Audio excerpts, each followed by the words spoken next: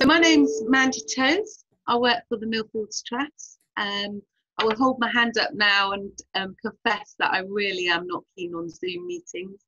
I know it's the way forward, and apologies if I don't come across as I normally would in person. I still feel quite nervous about it.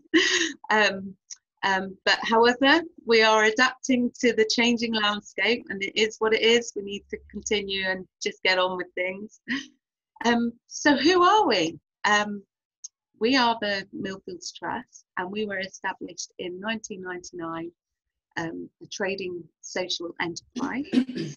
We're delivering high quality office and light industrial space to the businesses in the city, and to date we have reinvested over 1.5 million into the local area of Stonehouse, where we strive to help the families and businesses in the area have a better quality of life.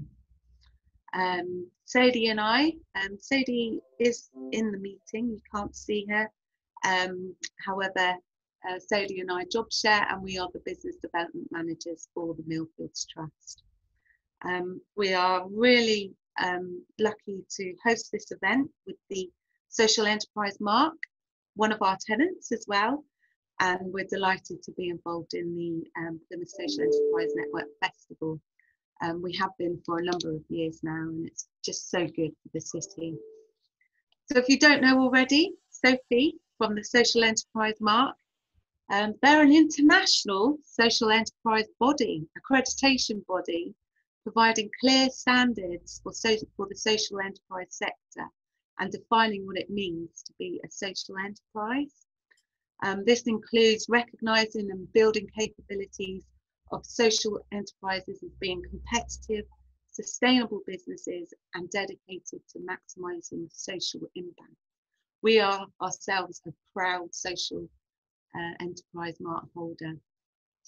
And to top it off, they are also named in the top 40 UK social enterprises in the 2020 SE 100 Index and Social Business Awards. All this great work from good old Plymouth in Devon. And as I said, we are really proud to hold the social enterprise mark ourselves. So please also let me introduce Millfields Inspired. So Josanne is our main speaker for today. Josanne Josanne runs Millfields Inspired, who have been investing in the next generation for 11 years. And Millfields Inspired is our charity, which runs the Widening Horizons programme. This project has given out over 1,500 children a unique insight into the world of work by taking them into lots of exciting work placements. Josanne will elaborate more on this, and please let me introduce you to Josanne, who is your main speaker for today's Zoom. Thank you. Thank you, Mandy. Good morning, everyone, from my kitchen. Welcome. I am the development manager for Millfields Inspired. Millfields Inspired itself is a very small charity set up by the Millfields Trust and funded by the Millfields Trust. That's not to say we don't look for other sources of funding. We need to do that actually more and more now. But we are in a pretty fortunate position that we do get some funding from the Trust. They have enabled us to deliver a very successful programme called Widening Horizons that Mandy's just alluded to. And every year we take out the year 5 children from the 7 primary schools in Stonehouse, about 210 children each year. We take them out to the workplace and give them a really inspiring view on the world of work. And the reason why they enjoy it is because it's always fun. The reasons why the schools like to engage in it is because it does help the children to sort of reconnect back into the classroom. You know, why do we need English? Why do we need maths? I remember asking myself that question when I was in primary school. Why are we learning this?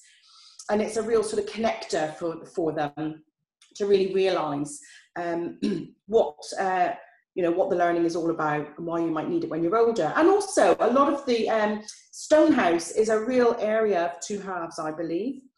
You know, there's great wealth actually in Stonehouse. There are some really up and coming areas, but there is great deprivation. You know, Stonehouse is the most, or the second to most deprived area in Plymouth. So there's a lot of work to be done there as well. So we've got this really successful program, Widening Horizons. We take children out of the classroom, we take them to workplaces. Then COVID happens. What do we do? Everything comes to a grinding halt. So for all of us, it's a changing landscape. But for me in particular, I've had to really put my thinking cap on to see what we can do in order to still deliver something to these year 5 children and maybe other year groups in our schools, our 7 schools in Stonehouse. I think, well, what we did first of all is we did ask the head teachers, once the children came back to school in September, early October, my trustees, I have 7 very active trustees, and they said, let's talk to the heads, talk to the head teachers, what's going on, you know, let's get it from them.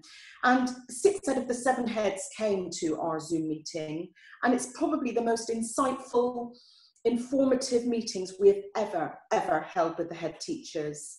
And we've come up with a summary of actions as a result of their frank and open discussions with us. And one of the things that came out of that was their children are desperate to interact with the outside world on whatever platform we can sort of manage. So that's really going to lead sort of the discussion today on our changing landscape. So Sophie's very kindly put the slides up for me now. And so I've already talked about no more on-site visits. You know, that ended in March. Basically, one by one, the trips were just being cancelled right in front of my eyes. Some by the businesses, some by the schools, you know, as people were sort of realising what was happening.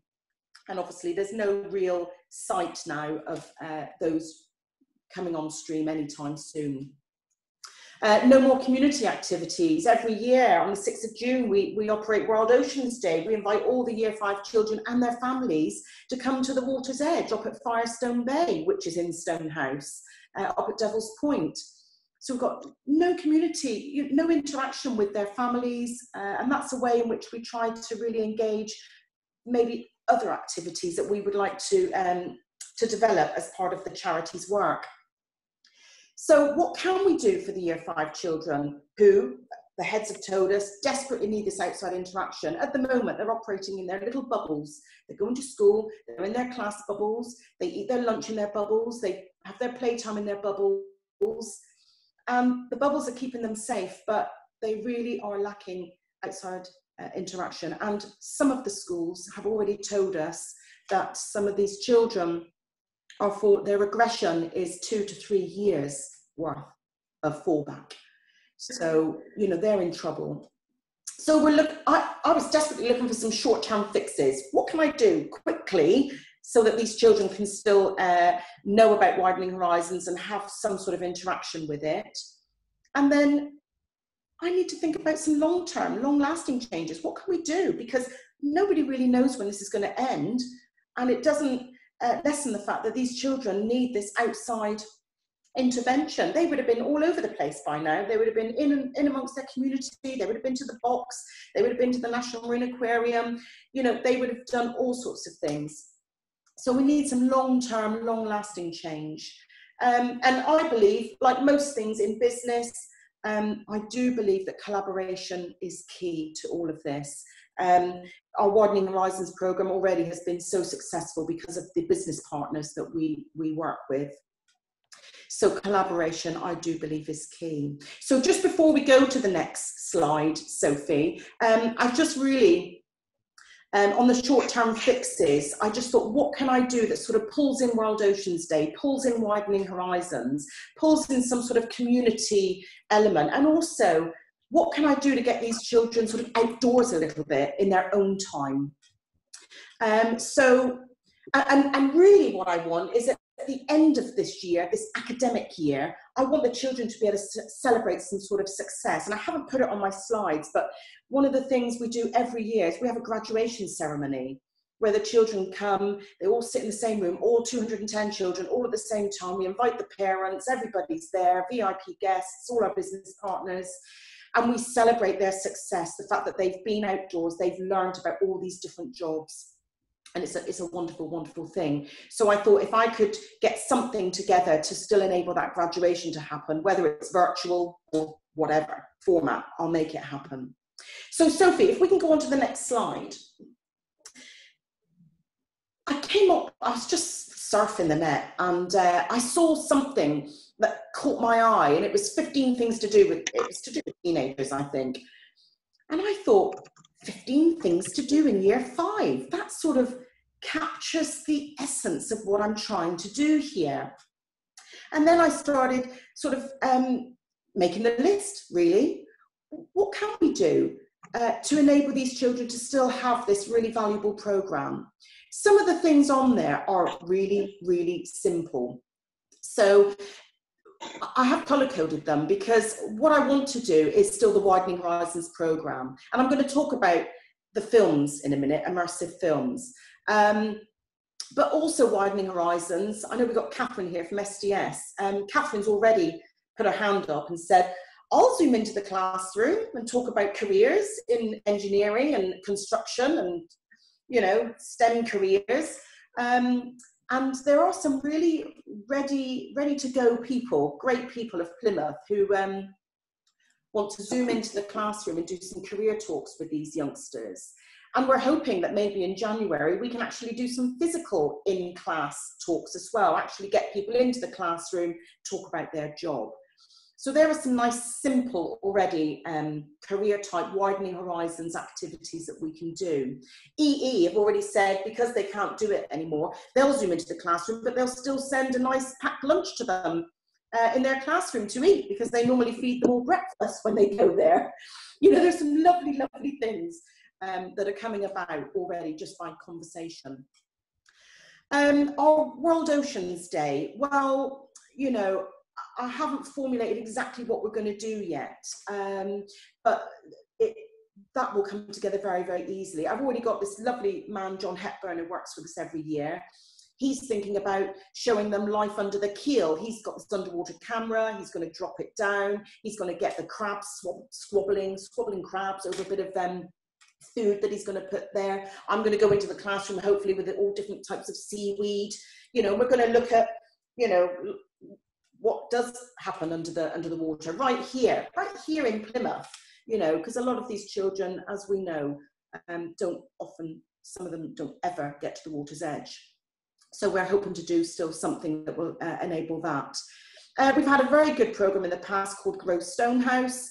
Our funding has ended, but we still have aspirations to do things for the environment. So we're looking at maybe growing something from a seed. You know, if they haven't got a garden, we're just going to give them a little plant pot and a seed and help them to grow it. We think that would be a really nice, simple thing to do. Cook a meal, that's in red, that's a life skill. There are some really clever people in this city of ours. So I'm going to find someone who can put together some really simple ingredients, zoom into the classroom and get each child to cook their own meal. And then hopefully we'll give them a little bag of goodies. They can go home and cook it for someone at home. So that's one of my aspirations. I haven't bottomed that out yet, but I'm sure it's doable. And then write about what job you'd like to do when you're older. Yeah, I'm hoping actually to get the children maybe even to do a short video, because we're all Zooming now. Video is quite critical, and I think it'd be a lovely feedback, a lovely sort of evaluation really of their year's experience. If at the end they can do a 1-minute presentation, what a life skill that would be. I mean, Mandy already said how nervous she was about Zooming. If we can get these children to do a 1-minute video or a 1-minute presentation to their head teacher or something, I just think, you know, they'll be on fire if they can crack that one out already at 10 years old. So that's my quick fix. But in there is a long-term, long-lasting fix, I think, and that is what I've called the virtual trip, the immersive theatre at Plymouth University. So I am hoping to create 6 immersive films. Now, an immersive film it will be like the children are on the visit. So, for example, one of the visits we do every year is with Plymouth City Bus. We go to Plymouth City Bus, we spend the whole day there, we do all sorts. And basically, I'm going to go back in with a 360-degree camera and a film crew, and we are going to be a bus driver, driving a bus. We're still going to go through the bus wash, which is great fun. We're going to meet the people who look at the big interactive map and see where the buses are. We're going to drive the bus around the city. And the children will be able to experience that trip from their classroom, if we're still not allowed out, on an iPad. If I'm very lucky and I get enough funding, they might sit in the classroom and do the trip through VR goggles, but they are expensive. I know Catherine from SDS has got a couple of ideas on that as well. Or if the children are allowed out, we might visit the University of Plymouth campus, where they have an actual immersive theatre. If you haven't been there, go there one day. It is amazing. So it's a dome, you go in, and basically the film, you're immersed by the film. You look around as if I've been to space. I went up to space there once, and it was just amazing. So what we're hoping to do is recreate 6 of the visits that we usually do. But there's an expense to this. So I've had to go out for funding. I went out for some really big funding bids and I didn't get them. So now I'm biting them off one chunk at a time. So I've got the funding in place now for 3, possibly 4 out of the 6 films. And that's just, a bit of tenacity, I think, on my part, a bit of cheekiness in some other areas. And I'm getting there. But I have to confess, I have one stumbling block, and that is I've still not been able to film it yet because of the second lockdown. So we were just about to film the city bus one last week. So, we're hoping to get that one started in December. And then we hope to film the others through January and February. So again, going back to my 15 things to do in year 5, it might be that the Zoom in-class career talks will fill up the first part of the year, the January, Februaries, and hopefully come spring, they'll still get to do these immersive experiences. And, it'll be like they have been on Widening Horizons. And if they don't manage to do them, they're not going to not graduate. No way. We'll just put a big COVID stamp on the ones that we couldn't do, and I'll blame myself for that. But they'll still get their celebration event, hopefully in July. So, yeah, I think the last slide, really, Sophie, if we can swap to the last slide, it's just a sort of picture for me more than anything, just to sort of show what the 15 things to do in year 5, for me, it pulls everything together. So we've got the 7 Stonehouse primary schools. We've got, hopefully, a few elements that pull in our Grow Stonehouse project and some of the aspirations the Millfields Trust and Millfields Inspired have towards maybe developing Stonehouse Creek as a destination for our families and community of Stonehouse. We've still got the Widening Horizons programme by doing in-class career, Zoom career, and hopefully the 360-degree immersive films. We've still got our community events such as World Oceans Day. There are others that we do. We work with Karst Gallery, for example. Not quite as straightforward, but they're an imaginative bunch of people as well. I'm sure we'll find a way. And then obviously the red, the skills. I'm always keen for the children to get some life skills in their little backpack, to put them on the level playing field with other children of their of their age and ability. Couldn't do it without the collaborators. You know, our Widening Horizons partners have been with us for years. They are amazing, and there are new ones wanting to come on board all of the time. I've mentioned two other things here, Story Gifters and the Plymouth Children in Poverty campaign. And you'll see something on storytellers zooming into the classroom. That's not part of my 15 things to do in year 5, but this is something that I'm working on to help the younger children in year 1 and year 2 to have some outside interaction also. And we're getting people to zoom into the classroom and read them a story. And the story gifters happen to be two working mums who, if you check out their Facebook page, it's fabulous. They are collecting books, either new or in excellent condition, and re-gifting them to young children and their families. And we're harnessing that through the Plymouth Children in Poverty campaign. And we're trying to help them to make that happen and sort of spread their net as well. So I put it in there because actually it's a really lovely thing. And I know, again, Catherine, I can't believe you're here because I was going to talk about you anyway. You just happen to be in the Zoom room now. But Catherine at STS, they want to help maybe fund some of the books for the first 2 classes that we're going to, or the first 4 classes in St. Peter's and High Street. So again, there are other things going on, but not necessarily linked directly to my Widening Horizons, which has taken most of my creative time to try and keep going through this pandemic. So I feel like I've talked really fast. I don't know how long I've taken, but that's really how we, as a very small charity, you know, 1 person, 7 trustees, who are all very busy people, that's how we have tried to stay alive, not just for us, but obviously for the community that we serve, and still try to be relevant and make a difference to the young people of Stonehouse. I hope I've made sense. Yeah. Thank you, Josanne. That was great. Has anyone got any questions for Josanne? Pick her brains now. I've got a whole list of things I've written. Could you put your email address in the chat, please, Josanne, so that if we've got things that come through, it'd be really helpful. Of course, I will. Yes. No problem. Yeah. So. Yeah, you see Josanne will put her email address on the chat. So if you prefer to email any questions or pick Josanne's brains, or can think of any collaboration for Widening Horizons, Millfields Inspired, or any of us, that would be great.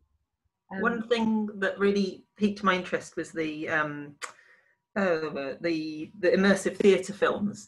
And Cara, who's on the chat, and myself are part of a collective who are applying for some funds from POP, and we're all kind of environmental and outdoor organisations encouraging people to connect with the world around them, and we're interested in creating a 3D film of some sort. So I would really love to pick your brains and to see whether there's a connection there for working together and sharing what we're creating.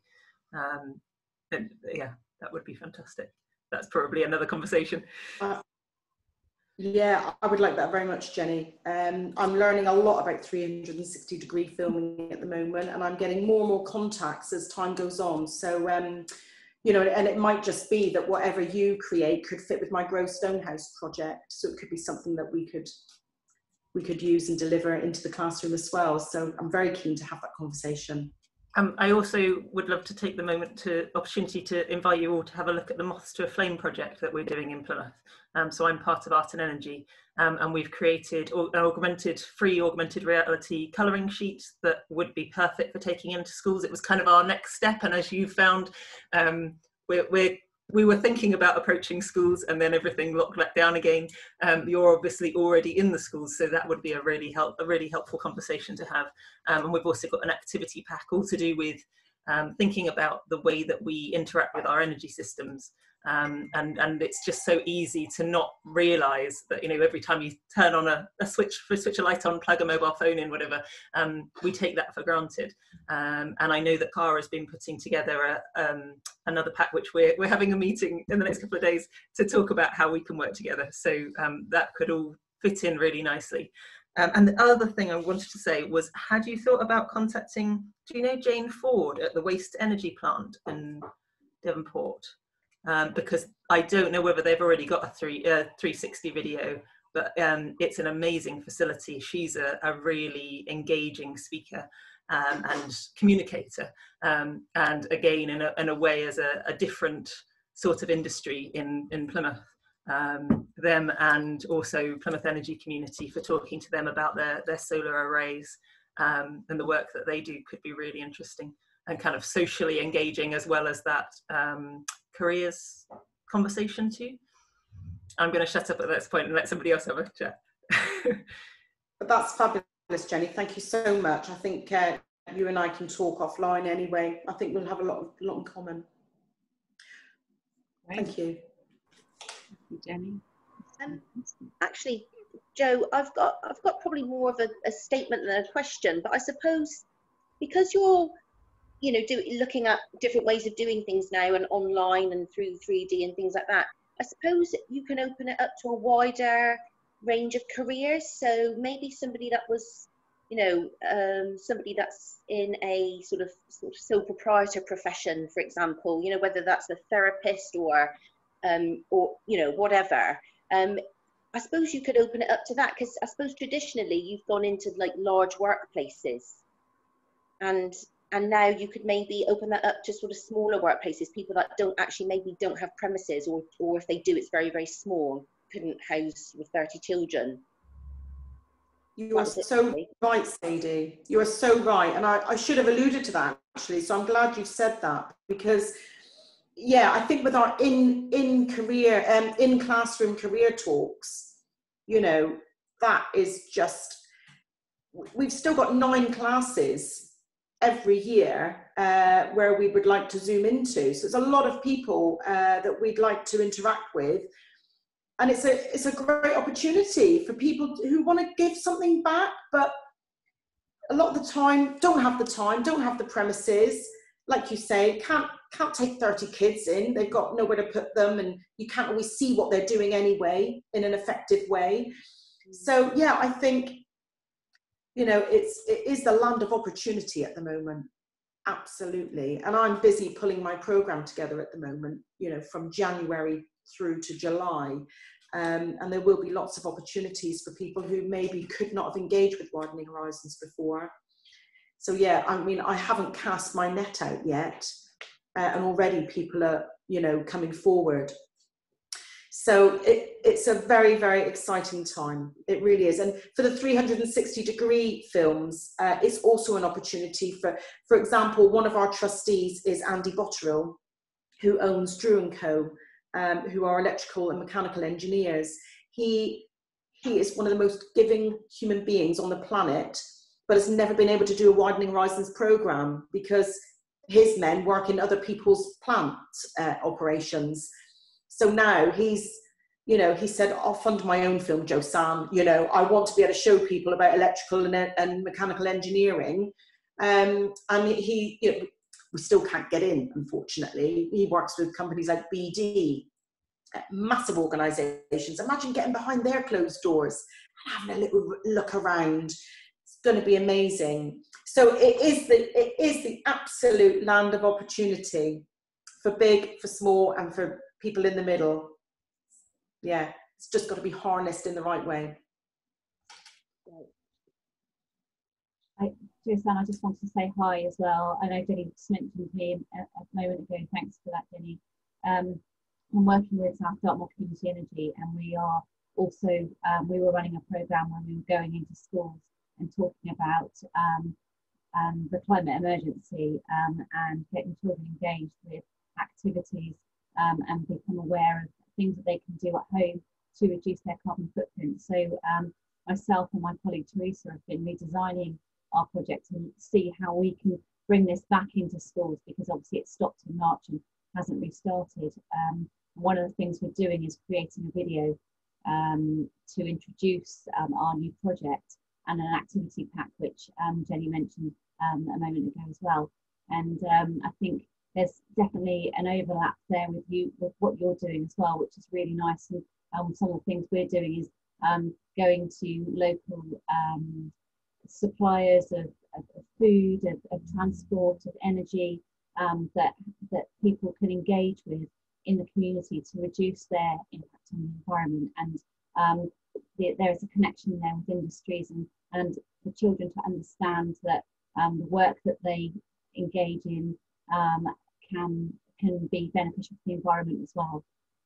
So it'd be really good to maybe have a chat with you at some point about what you're doing and how you're doing it, and collaborate on anything there as well. I think that would be a really nice thing to do. Especially with this morning's announcement about the government's funding and therefore the growth in the sector and the potential jobs and everything. It's a really exciting time to open youngsters' eyes up to that as an industry that their parents are very unlikely to have worked in, renewables and so on.